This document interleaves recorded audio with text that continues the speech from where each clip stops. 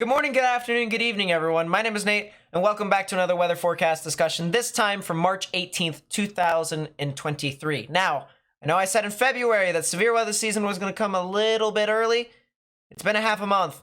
Where has it been? We've only had maybe one or two severe weather events, give or take, and it hasn't really done what severe weather season really does. But that all might change here soon. We're talking about multiple waves coming in here within the next week that'll start to go across the Central Plains. If you're new to the channel, please be sure to hit that like button down below and subscribe if you are new to stay up to date with all the latest information that I will be providing here now. But we'll start with the lead up to all of this. We'll talk about all the convective outlooks leading up to the starts of those events. And we got day one here, Saturday. We got a general thunderstorm risk here for Florida. Day 2, Sunday, tomorrow, we're talking about more thunderstorms for Florida, specifically southern Florida. Day 3, Monday, we're talking about the Rockies over here, Nevada, Utah, Colorado, Mexico, Arizona, the typical shenanigans, if you will. Day 4, there isn't really a whole lot of confidence in stuff happening there. That would be Tuesday. Wednesday, the predictability is a little too low within that, so that one, there might be a little localized severe weather risk. I'm thinking it could very well be in the Central Plains, but it'll just be very marginal if that's the case. We talk about Thursday, however. Thursday, March 23rd, we have a 15% chance for severe weather over here in the same exact area that we have been, talking about for severe weather for the past month and a half, something like that. That's just seems to be where the main area of severe weather is going to be localized. And so if you live over here in central to southern portions of Oklahoma, as well as central to northern Texas, you can probably assume that there's going to be severe weather over there on Thursday. Beyond that, day 7, the predictability is a little too low for that one, but there very well could be severe weather on that day as well. And then we're also talking about Saturday there, where there could potentially be a small threat for severe weather over here in the United States as well. We move off over here to our pressure anomalies. We're starting out with something a little bit different than what I usually do with our videos. And this is kind of just going to give you guys a general idea as to where the low pressures are, when they move on through, where the high pressure systems are, and the general flow that's associated with it. And so if you guys remember that high pressure systems and low pressure systems kind of create its own flow, its own wind shear. High pressure systems create clockwise flow, and low pressure systems create counterclockwise flow. So if you remember that, then this one should be relatively simple with how severe weather kind of works.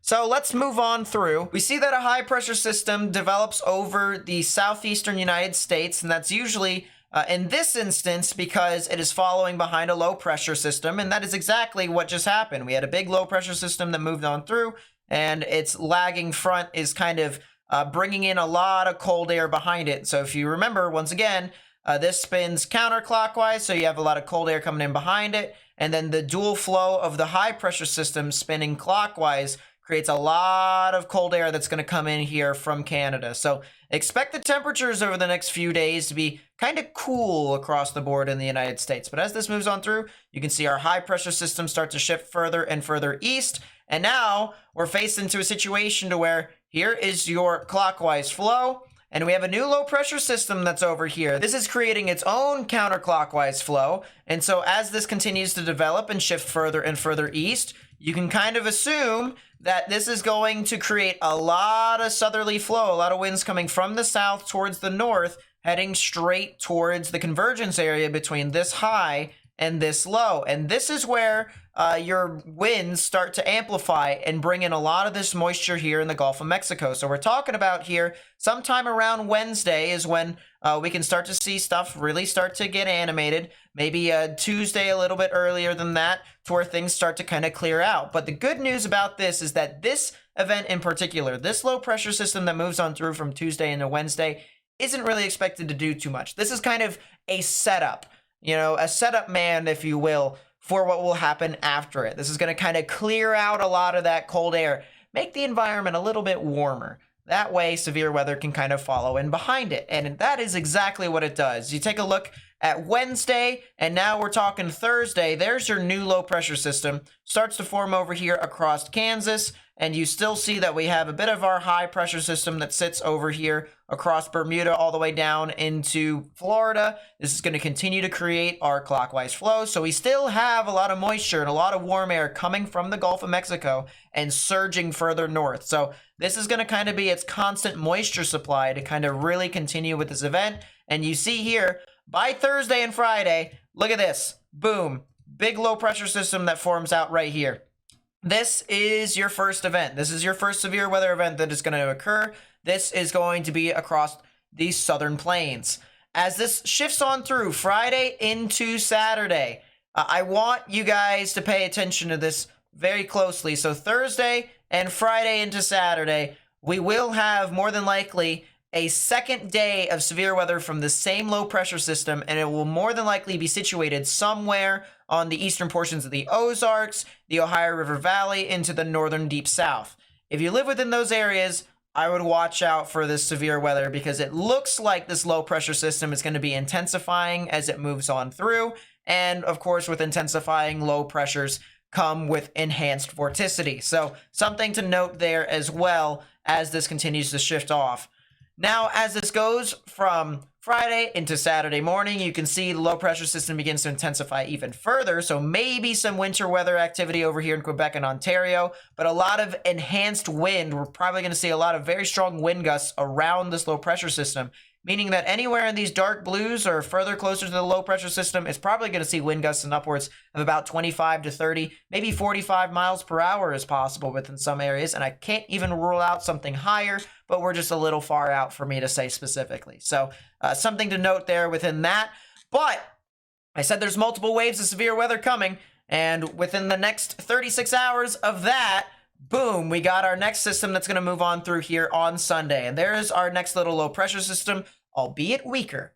It is weaker, but it will bring some severe weather once again across the Central Plains into the Ozarks, and that will continue to shift on through.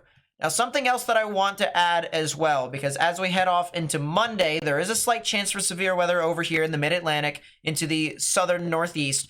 We've got another wave coming in behind this, and I just kind of skipped over it a little bit. There you go. This is kind of showing you here. So don't pay too much attention to this right here. I want you to pay attention to this right here. That is a surface low that is going to be moving off across California.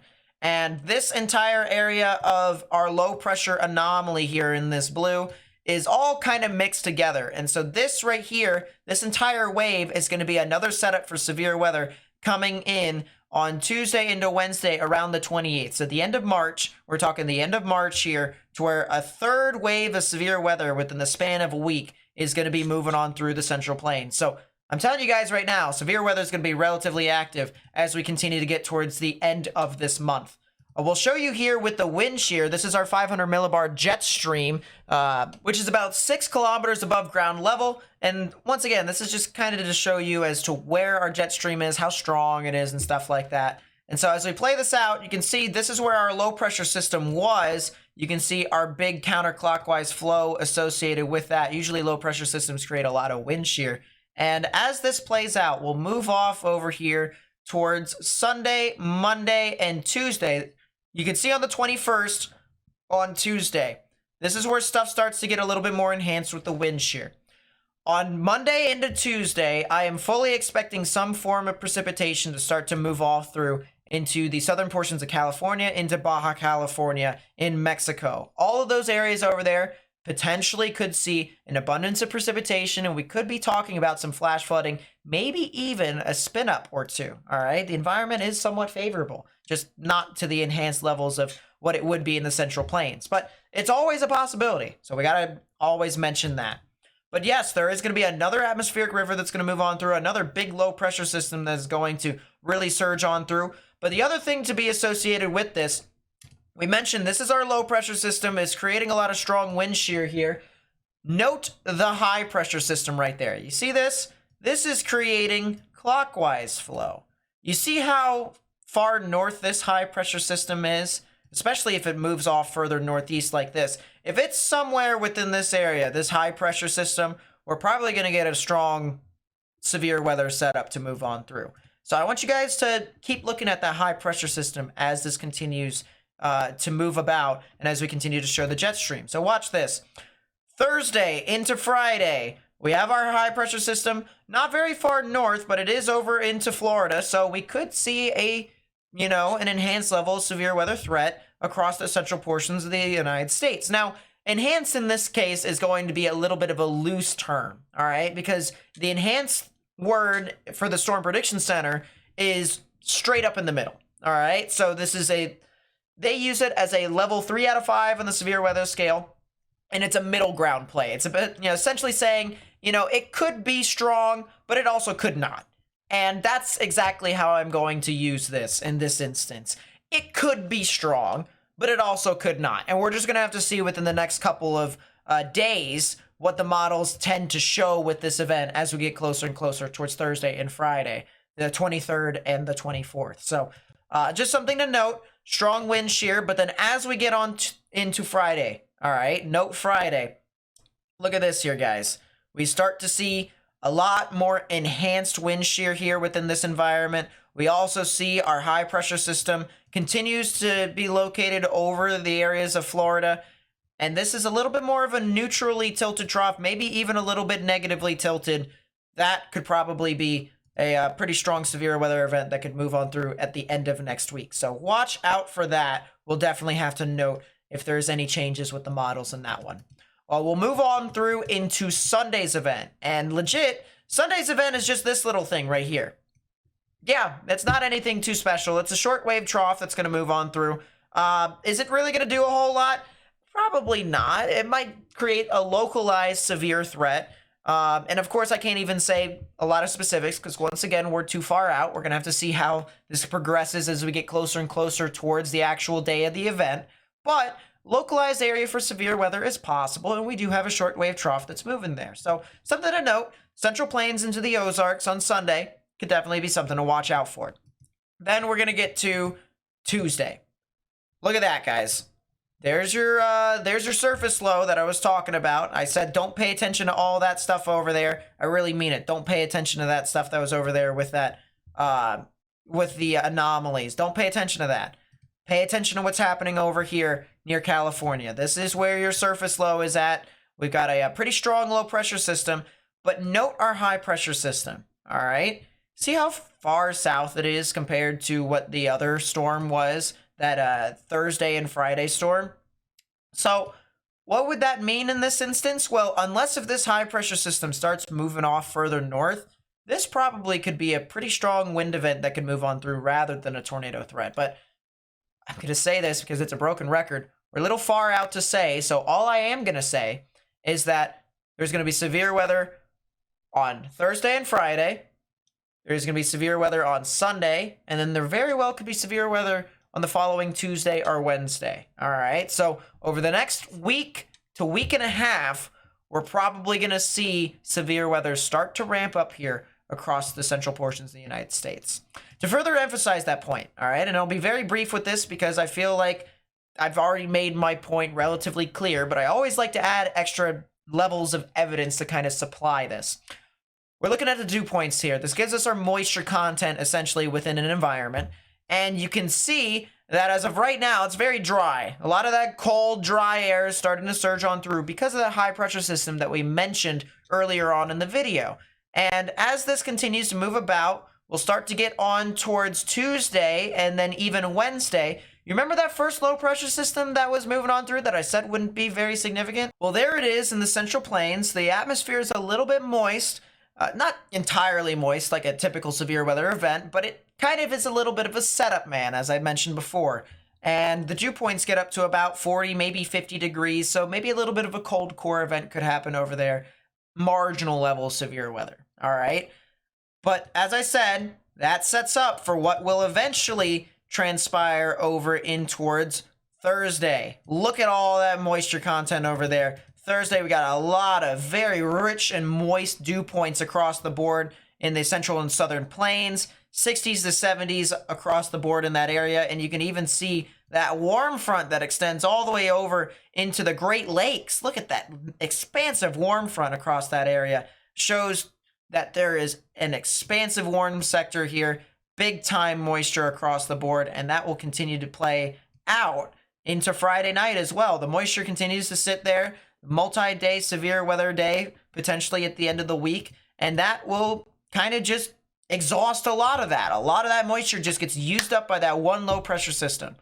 But that doesn't mean it goes away entirely, because once again, it's going to pick up a lot of this stuff over here in the Gulf of Mexico and bring it back in. That's that moisture return that I will constantly mention here on this channel. So what do we have on Sunday? Moisture return. We got more moisture. In this instance, it's in the southern portions of the Ozarks and the eastern portions of the southern plains, but still a localized severe weather event is possible there on Sunday. And then once again, you can see here on Tuesday what would be the setup for what could potentially be another shot at moisture return. You can kind of see a little bit of moisture across the area over here. This could eventually start to begin to be pulled up, and sometime maybe Tuesday, maybe Wednesday. I'm thinking Wednesday, but it doesn't hurt to be, a day or two off in this instance, because we're so far away. We got another shot of severe weather that's going to be moving on through. So just something to note. Got a lot of moisture, got a lot of wind shear. Bring those two together, usually you get severe weather. Now, I know I didn't show you guys a whole lot, but realistically, it was just kind of a video for me to let you guys know when this stuff is going to be coming, all right? If I can get a rough estimate as to when this stuff's going to come, it'll be easier for me to kind of tell you guys as to what's going on. And I'm sure this far out, I can show you all sorts of different stuff on the models, but it's going to change. It's not like it's really going to matter a whole lot. It'll matter a lot closer when we get to it, maybe 3 or 4 days out. Not a 6 or 7 days out. So realistically, this is just me letting you guys know when this stuff could potentially occur again. So thank you guys so much for watching. If you did enjoy the video, please be sure to leave a like, subscribe if you are new, and turn on post notifications to stay up to date with all the latest information that I will provide on the channel. I more than likely will have another video sometime either on Monday or on Tuesday. It will have to depend upon my schedule there, but still, I will have something uploaded by those 2 days. So something to note, if you have any questions, please be sure to ask me in the comments or contact me on Discord or Twitter. Stay safe all, and thank you guys so much for watching once again. I will see you guys next time. Peace out.